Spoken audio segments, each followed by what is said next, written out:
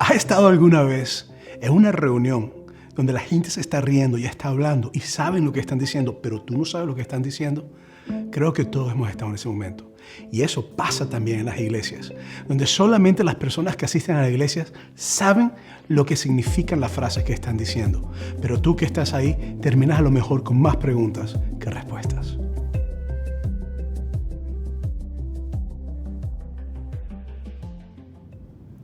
Hola, muy buenos días. Gracias por elegirnos en este día en nuestro servicio en línea en la iglesia Sunrise. Yo soy el pastor Sergio González y estoy muy contento de compartir la palabra con ustedes en este día. Espero que sea de bendición para sus vidas.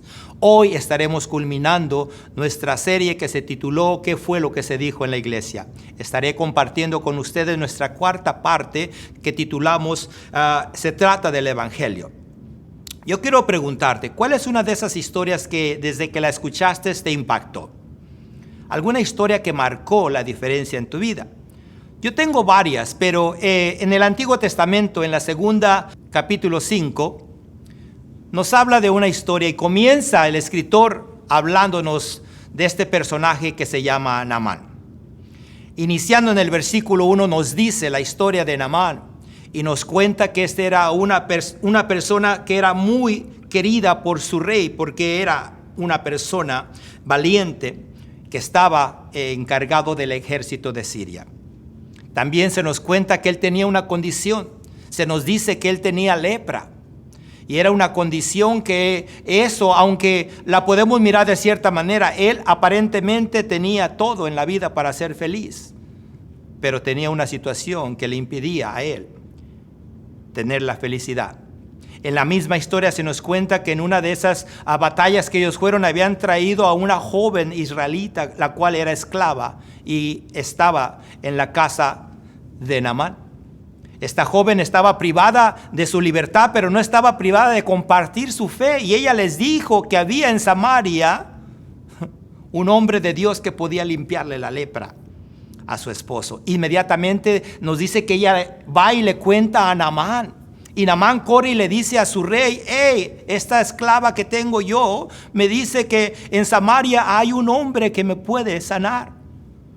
El rey inmediatamente nos dice la palabra que él le otorgó y le dio a él 10 talentos de plata y 6,000 siclos de oro y 10 prendas de ropa nuevas, junto con una carta, y le dice que vaya y que busque al rey de Israel. Y se dice, nos cuenta ahí la palabra que entonces Naamán va y llega al rey de Israel con la carta, la cual el rey, cuando la recibe, nos dice que él se rasgó la ropa de furia y declaró que quién creía a este rey que él podía hacer, o que qué autoridad tenía para quitar o dar la vida, incluso para sanar la lepra de una persona. Se nos dice incluso que cuando Eliseo, o sea, el hombre del Señor, escuchó lo que su rey había hecho, le dijo: pero ¿para qué te enojaste? Envíamelo a mí, demostrémosles que aquí hay un siervo de Dios, que aquí está un profeta. Y se nos dice en la historia que Naamán entonces va y busca a Eliseo, y para su sorpresa, Eliseo no sale a mirarlo. Dice que mandó a uno de sus siervos y le dice a él lo que tiene que hacer, lo cual la palabra nos cuenta que Naamán se enfurece tanto porque ni siquiera habían salido a recibirlo como él esperaba ser recibido. Y nos dice la historia que sus siervos le dijeron: pero ¿por qué te enojas? ¿Que no viniste a hacer lo que el siervo de Dios te mandara hacer? ¿Por qué no lo haces lo que te pide que hagas? Y se dice que él fue entonces y fue obediente, que se metió al río de la manera que le habían pedido que lo hiciera. Y la palabra nos declara que cuando él fue obediente, dice que su piel fue tan limpia como la piel de un bebé. Oh, esta historia es tremenda. Yo espero que si no la has leído, puedas entrar a leerla para que mires lo emocionante que está verdaderamente. Porque muchas personas están así en la misma condición que Naamán. Quieren ser reconocidos por sus logros, y la razón por la que no aceptan el evangelio o las buenas nuevas de salvación es porque no son reconocidos por las personas que son. No quieren abandonar su arrogancia. Hermanos, yo soy fanático de una buena historia, especialmente si la historia es sobre la redención. Y la historia más grande Y redentora tiene que ver con una simple palabra, evangelio. Si has pasado tiempo en la iglesia, espero que ya hayas escuchado esta palabra, o incluso a lo mejor frases parecidas como todo se trata del evangelio, o esta iglesia está comprometida y centrada en el evangelio. Ahora, ¿qué significa el evangelio? Bueno, antes de contestarte esa pregunta, primero me gustaría responderte qué es el evangelio, si es que no lo conoces.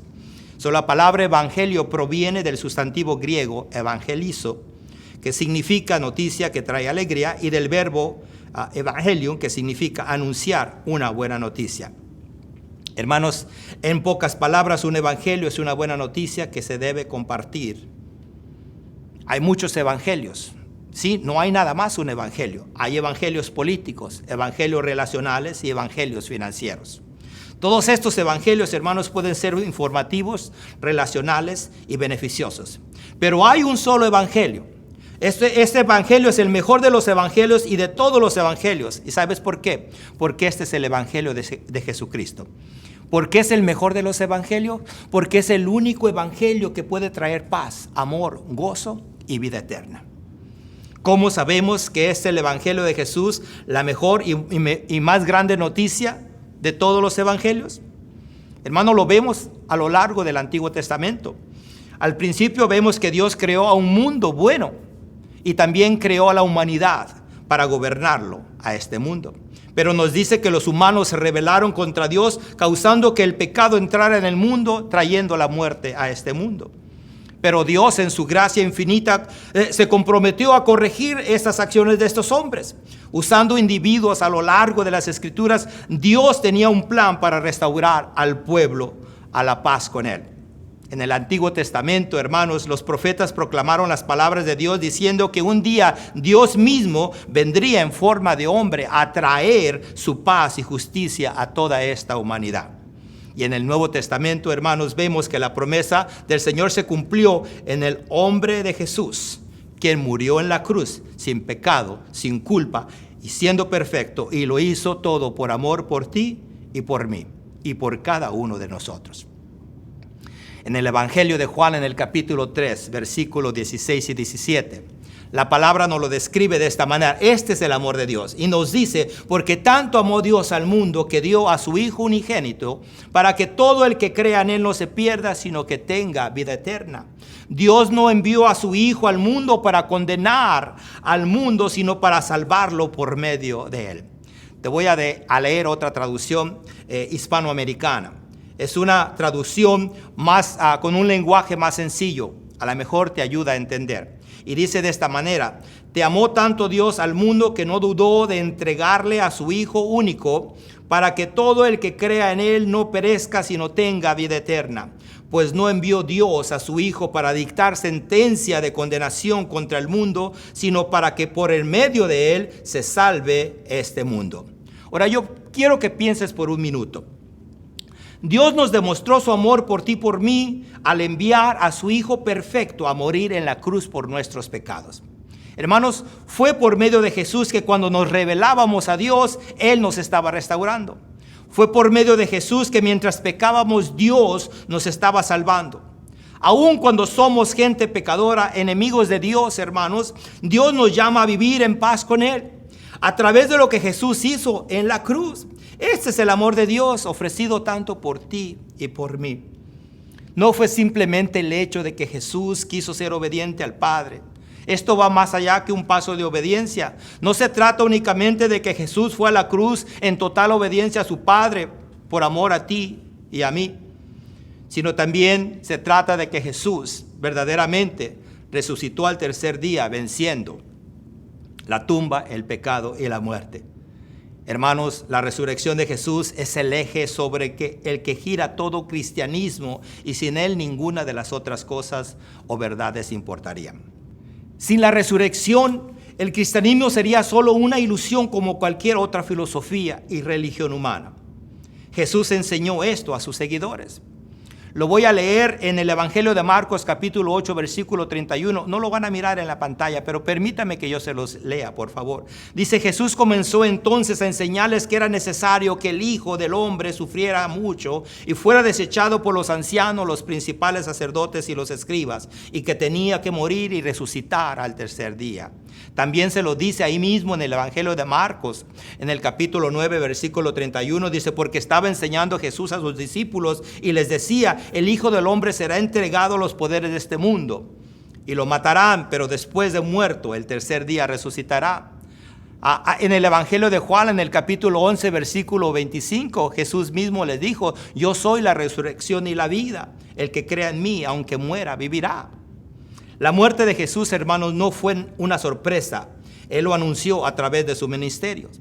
Incluso los 2 primeros sermones que se enseñaron después de que el Espíritu Santo vino al inicio de la iglesia fueron basados en la resurrección de Cristo. Es por esto que los discípulos de Jesús, quebrantados después de su muerte, ellos fueron valientes y testigos mártires para proclamar el Evangelio. En los siguientes 2 años ellos cubrieron todo el imperio romano y aún más allá de sus límites.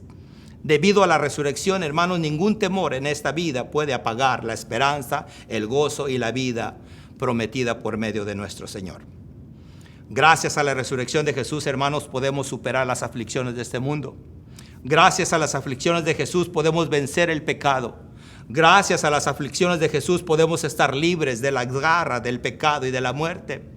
El apóstol Pablo, hermano, nos ayuda a comprender la importancia de creer en esta verdad a través de su primera carta a la iglesia de los Corintios.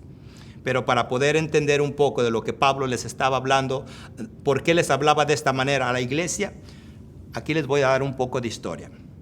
La cultura de Corintios, hermanos, fue materialismo e inmoralidad. A lo largo de la literatura griega se puede ver a una ciudad vinculada a la inmoralidad sexual, a la riqueza y a la prostitución. Ahora yo quiero que piense usted, en su opinión, ¿qué representa ese tipo de inmoralidad? ¿Qué si le dijera yo que la iglesia de Corintios estaba mucho peor que todo eso? Corintios tenía un templo famoso donde se encontraba la diosa Afrodita, era la diosa del amor. Este templo albergaba normalmente a unas 1000 sacerdotisas prostitutas que ofrecían rituales a Dios y salían a las calles de Corintios para ejercer la prostitución. Por supuesto, hermanos, también la iglesia de Corintios tenía muchos otros problemas, los cuales Pablo afrontó en sus cartas. Probablemente el problema más grande de la falta de la voluntad de estos corintios era para separarse del mundo y de la sociedad en la que se encontraban. Al igual que la iglesia de hoy, hermanos, muchos corintios lucharon por querer vivir, estar en el Evangelio y un pie en el mundo. Pablo nos comparte, hermanos, a nosotros a través de la primera carta a los Corintios en el capítulo 15, evidencias para ver la resurrección de Jesucristo. Y vamos a dar lectura en 1 Corintios 15, versículo 1 y 2. Voy a estar usando la Nueva Versión Internacional. Y dice: quiero recordarles, hermanos, el mensaje de salvación que anuncié, el mensaje que ustedes recibieron, en el que se mantienen firmes. Y porque están en camino de salvación, sí es que lo conservan tal como yo se lo anuncié. De lo contrario, se habrán echado a perder su fe. Hermano, la primera evidencia es la iglesia dentro de Corintios. Debido a que los corintios creyentes habían aceptado el Evangelio de Jesús, creían en la obra y resurrección de Cristo. Fueron transformados milagrosamente, hermanos, y una fuerte evidencia del poder del Evangelio de Dios. Pablo se dirige como hermanos y hermanas para asegurarles que reconocía el estado espiritual de ellos. Pablo llega a los detalles incluso en los siguientes versículos que vamos a dar lectura para señalar a los creyentes de Corintios que eran un testimonio viviente de que el Evangelio verdaderamente era realidad. Pablo anima a los creyentes a través de su fe y la obra salvadora del Evangelio de Jesús, y que era lo que los podía libertar y darle la salvación. Pablo los dirige a que verdaderamente pongan su fe en algo sustancial. Mientras que otras personas, hermanos, que se llaman a sí mismos cristianos, ponen su fe en otras cosas por encima del poner su fe en Dios, que en realidad no los salva. El hecho es de que a pesar de su gran inmadurez, muchas debilidades, la iglesia de Corintios incluso, hermanos, continuara extendiendo su fe y un fuerte testimonio para el poder que el evangelio había dado a cada uno de ellos. Y ahí mismo en 1 Corintios capítulo 15, versículo 3 y 4, nos dice: primero y ante todo, dice, le transmití lo que yo mismo había recibido, que Cristo murió por nuestros pecados conforme a lo anunciado en las Escrituras, que fue sepultado y que resucitó al tercer día conforme a esas mismas Escrituras. Hermano, la segunda evidencia de la resurrección de Cristo fueron las Escrituras en el Antiguo Testamento. A lo largo del Antiguo Testamento, hermanos, vemos claras predicciones de la muerte, sepultura y resurrección de Jesús. En el Antiguo Testamento, hermanos, predijo que Jesús el Mesías daría su vida como una ofrenda de sacrificio. En el libro de Isaías capítulo 53 usted puede encontrar eso. El Nuevo Testamento nos asegura que esto fue realmente cierto acerca de Jesús. Y el apóstol Pedro y el apóstol Pablo continuamente citaban o hacían referencias a la lectura del Antiguo Testamento para asegurar lo que ellos estaban testificando. Y aquí mismo vemos a Pablo en este versículo hacer esta aclaración conforme a esas mismas escrituras. ¿Para qué? Para enfatizar que esto no era algo nuevo y no contradecía la creencia judía. Hermanos, ningún judío que creyera y entendiera las escrituras debería haberse sorprendido de que el Mesías fuera enviado para morir, ser sepultado y resucitar al tercer día. Pero Pablo también hace este énfasis para ayudar a los cristianos a comprender el peso y la intencionalidad de la que Dios usó las escrituras para hacer realidad su plan perfecto. Aquí mismo en 1 Corintios 15, versículos 5 al 7, dice la palabra de esta manera: que se apareció primeramente a Pedro y más tarde a los 12, después se apareció a más de 500 hermanos juntos, a los cuales algunos han muerto, pero la mayoría vive todavía. Se apareció después a Santiago y de nuevo a todos los apóstoles. Hermanos, entonces la tercera evidencia que apoya la resurrección de Cristo es su aparición a los discípulos y seguidores. Pablo nos narra a los corintios que la aparición de Jesús primero había sido manifestada al apóstol Pedro. Y no sé por qué fue específicamente al apóstol Pedro primeramente, ¿ok? A lo mejor fue porque Pedro era el que tenía más remordimiento por haber negado a Jesús 3 veces previo antes de la crucifixión. En mi punto de vista, yo realmente creo que Jesús se le apareció a Pedro primero no porque Pedro mereciera ser que se le apareciera primero, se le apareció a Pedro porque era el que necesitaba más transformación. Pedro fue usado, sí, grandemente como el portavoz para el crecimiento de la iglesia en el inicio de esta. Entonces Jesús nos dice que se le apareció a más de 500 personas. Después nos declara que se le apareció a Santiago, el cual creemos que es el medio hermano de Jesús. Y luego nos dice que se les apareció a los 12 nuevamente, o a los 11 se les apareció nuevamente. Y luego Pablo hace esta declaración aquí en 1 Corintios capítulo 15, versículo 8. Dice: finalmente, como si se tratara de un hijo nacido fuera de tiempo, se me apareció también a mí. La frase que usa Pablo aquí es una frase que se identifica como un nacimiento antinatural. Pablo está usando una frase que tiene una idea de estado muerto o inútil. Antes de su conversión, él entendía, antes de aceptar a Jesús, Pablo mismo estaba en forma de muerto o inútil. Pero dice que recobró vida cuando aceptó a Jesucristo. Entonces, ¿a qué estamos llamados a hacer con el evangelio? Son por lo menos 3 partes, hermanos, que podemos estar seguros que fue dada a nosotros la responsabilidad para esparcir el evangelio. Y la número 1, la primera es: el evangelio de Jesús es para que la iglesia lo muestre o lo comparta. ¿Escuchaste bien? El evangelio de Jesús es para que la iglesia lo muestre. Y ahí mismo vamos a regresar a 1 Corintios 15 y vamos a dar lectura nuevamente al versículo 1 y 2. Y dice la palabra: quiero recordarles, hermanos, el mensaje de salvación que les anuncié, el mismo que ustedes recibieron, en el que se mantienen firmes, por el cual están en camino de salvación, si es que se conservan tal como yo se los anuncié. De lo contrario, se habrán echado a perder su fe. Pablo anima, hermanos, a la iglesia de Corintios a tomar su posición en el evangelio y a sostener firmemente lo que les había enseñado. Lo mejor que podemos hacer, hermanos, como iglesia de Jesús es aplicar el evangelio de una manera que ayude a otras personas en una relación personal con Él. El papel de la iglesia, hermanos, no es simplemente sentarse en una silla y esperar, recibir y recibir sin hacer nada. El papel de la iglesia, hermanos, es ser parte de la expansión del evangelio, de las buenas nuevas de salvación.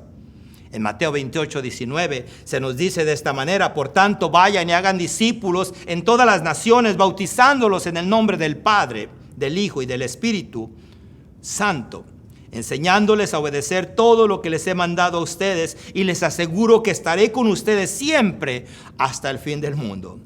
Hermanos, la iglesia de Jesús está llamada a mostrar el evangelio a la comunidad. Qué gran oportunidad tenemos como iglesia Sunrise, que no solo tiene una comunidad a la cual podemos alcanzar, sino a muchas a través de estos medios de comunicaciones. Si en algo estamos seguros, hermanos, en Sunrise, es que somos obedientes a los mandamientos y estatutos establecidos por Jesús. Dios se sigue moviendo y manifestando en nuestra iglesia, y Él continúa haciendo maravillas aquí en nuestra comunidad.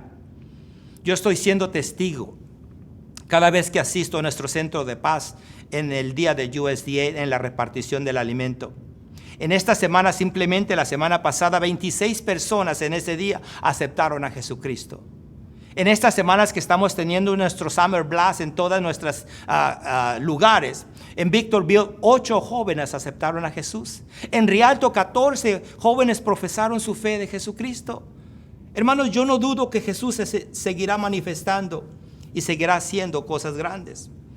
No te equivoques de que Dios está haciendo grandes cosas a través de nuestra iglesia. Dios puede hacer grandes cosas a través de ti si confías, si quieres ser obediente a la palabra, si se te manifiesta Jesucristo por medio del evangelio. Entonces, la primera parte que miramos, el evangelio de Jesús, es para que la iglesia lo muestre. Segundo, el evangelio de Jesús es apoyado por las escrituras. Todos sabemos, hermanos, que los primeros 4 libros en el Nuevo Testamento son conocidos como el evangelio de Mateo, Marcos, Lucas y Juan. Como podemos ver, entonces hay 4 personajes que testifican de la obra redentora de Jesucristo, del evangelio de Jesucristo.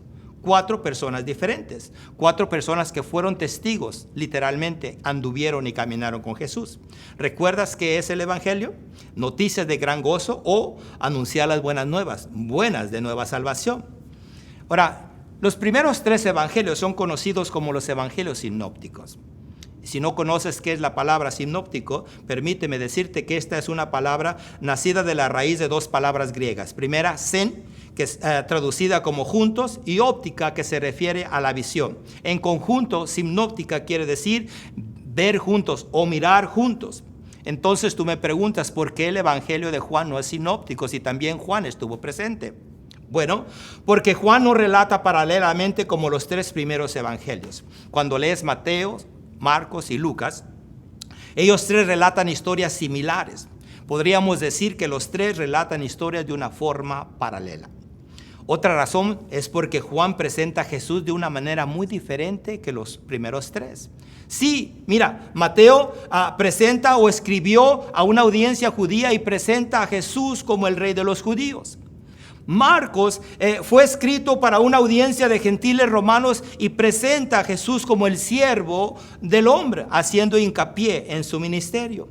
Lucas presenta a Jesús escribiendo a un amplio grupo gentil y lo presenta como el Hijo del Hombre, haciendo hincapié en su naturaleza humana. Pero Juan presenta a Jesús haciendo hincapié en su deidad. Lo presenta como el Hijo del Hombre. Juan mismo lo escribió en su evangelio en el capítulo 20, versículo 31. Dice: estas cosas son escritas para que creáis que Jesús es el Cristo, el Hijo de Dios, y para que creyendo tengas vida en su nombre. Entonces, hermanos, podemos concluir que hay 4 testigos que no solo vieron estas experiencias, sino que las vivieron juntos, que incluso sus historias fueron escritas en diferentes tiempos y todas concuerdan con el testimonio de la vida de Jesús. De la misma manera, el apóstol Pablo les escribe a los corintios con el único afán de testificar verdaderamente su propia experiencia con su encuentro personal con Jesús. Y la razón por la cual testificaba, su único afán era que los corintios entendieran que él no les estaba enseñando algo que él mismo no conocía. Pablo era un testigo de la gracia redentora de Jesucristo. Versículos 3 y 4, ahí misma de 1 de Corintios capítulo 15. Dice, por tanto, ante todo, les transmití a ustedes los que yo mismo recibí, que Cristo murió por nuestros pecados según las Escrituras, que fue sepultado, que resucitó al tercer día según las Escrituras. 2 veces el apóstol Pablo ayuda a los creyentes de Corintios a comprender que este evangelio que él predicaba no depende de ningún individuo humano. Está respaldado por las mismas sagradas Escrituras. No podemos perder de vista, hermano, lo importante que es esto para el evangelio, para que haya sido presentado sobre toda la Escritura. Lo que Pablo les está dando a los creyentes de Corintios no era nada nuevo fuera de lo que ya había presentado en el pasado. Esto lo miramos en el libro del profeta Isaías en el Antiguo Testamento, como se los había mencionado.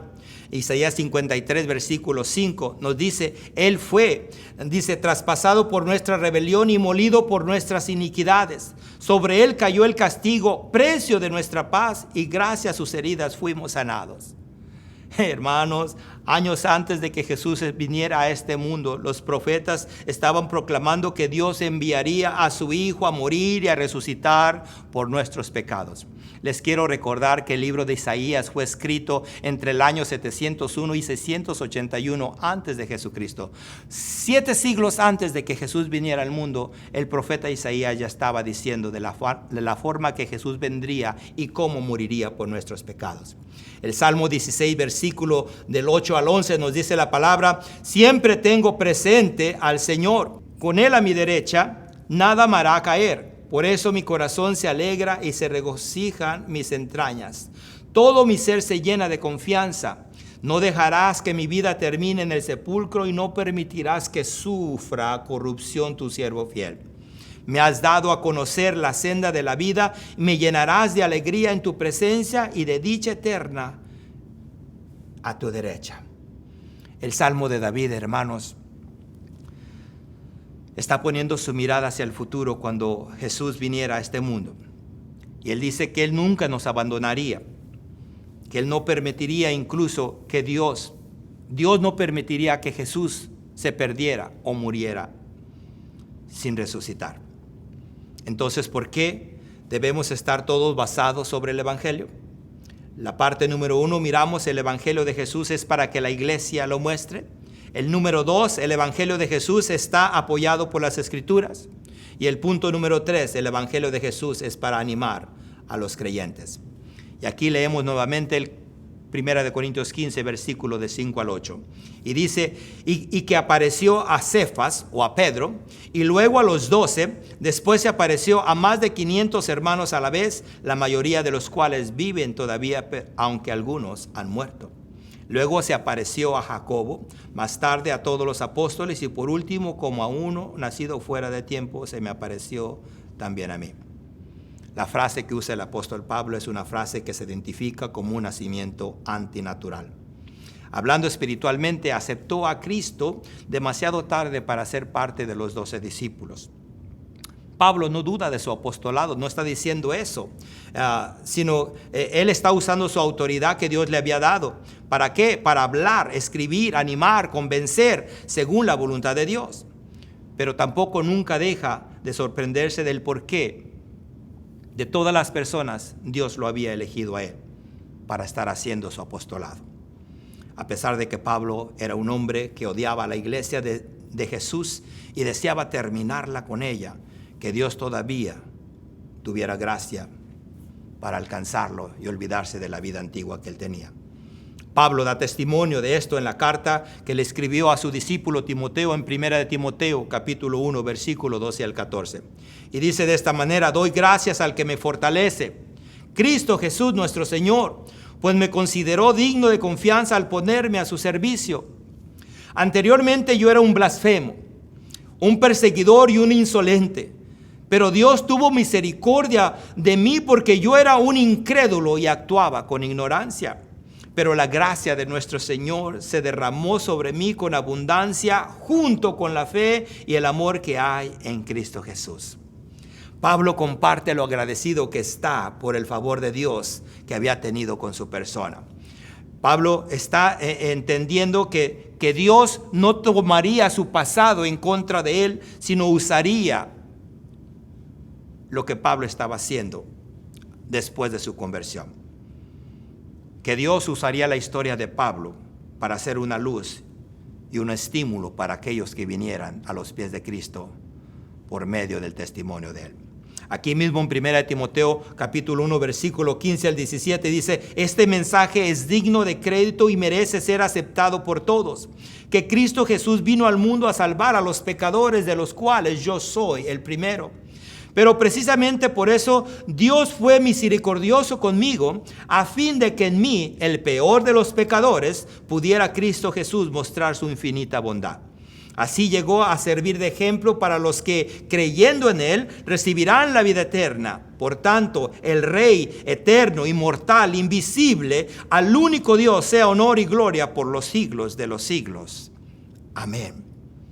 Hermanos, el propósito del testimonio de Pablo es un estímulo a la obra de Dios, de lo que puede hacer Dios a través de la resurrección de Jesucristo. Lo que Pablo está haciendo aquí está dando testimonio verdaderamente de la persona que era él y de dónde lo había sacado el Señor, y qué tanto había logrado él después de haber sido rescatado. Él se consideraba una persona que no pudiera haber hecho nada, no ser ningún ejemplo, si no fuera por la gracia redentora de Jesucristo. Aquí está lo mejor y lo más hermoso de esta historia, hermanos. Esta también es mi historia. Yo también, al igual que Pablo, mi pasado fue esclavitud en el pecado. Pero ahora, hermanos, por gracia de Él y la gracia redentora de Él, he sido redimido. Para muchos de ustedes esta también es su historia, hermanos. Todos hemos venido a Cristo a través del Evangelio, porque a través del Evangelio es que podemos ser salvos. Para aquellos que ponen su fe en Jesús, la salvación se obtiene por medio del Evangelio de Jesús. Y yo no sé cuál es tu condición. Yo no sé si el Evangelio ya es parte de tu vida, si ya has sido rescatado. Yo no sé si ya le entregaste tu vida a Cristo. Pero yo te quiero recordar que es bien sencillo, es bien fácil. Es tan sencillo como el A, B y C. A, primeramente, admite que eres pecador. Entiende tu condición, que si no confiesas tu pecado no podrás entrar al reino de Dios. Segundo, que ya conoces que Jesús fue el que murió, el que fue sepultado, el que resucitó. Admite que eres pecador. B, acepta que Jesucristo es el que te puede perdonar tus pecados. Y C, comprométete a vivir una vida consagrada a Dios. Es así de sencillo.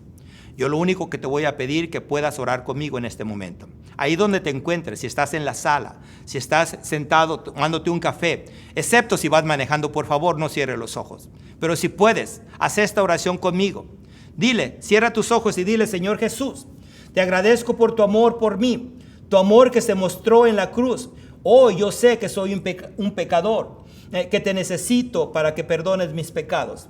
Yo acepto que tú fuiste el que moriste en la cruz para el perdón de mis pecados.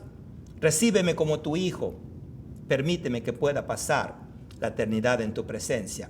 Te doy gracias, Padre eterno, en el nombre poderoso de Cristo Jesús. Amén. Si hiciste esta oración, yo quiero ser el primero en felicitarte. Y hay dos cosas que puedes hacer ahí donde estás. Presiona el botón de oración y envíanos una oración que le permitirá a uno de nuestros anfitriones conectarse contigo. O si puedes comentar en la ventanilla que aceptaste a Cristo, hazlo, por favor. O también puedes sacar tu teléfono y enviarnos un texto al número que aparece en la pantalla, dejándonos saber que hiciste este paso. O con la palabra pasos, te estaremos enviando un enlace en el cual tú podrás conectarte para conocer dónde puedes crecer a través de Sunrise. Como cristianos, todo está basado en el Evangelio. Y me preguntarás por qué. Porque es una muy buena noticia de salvación. Es una historia de cómo una vez estuvimos perdidos, pero ahora hemos sido encontrados. Una vez fuimos definidos por nuestro pasado y nuestra vergüenza, pero ahora estamos definidos por la gracia y la verdad y la obra redentora de Jesucristo. El Evangelio, hermanos, es nuestra historia redentora, debido a la resurrección de Jesús. Yo quiero agradecerte y decirte que ha sido un privilegio compartir la palabra contigo en este día. Te agradezco infinitamente que nos hayas seleccionado para escuchar la palabra de Dios a través de este mensaje. Muchas gracias por estar con nosotros. Hasta pronto.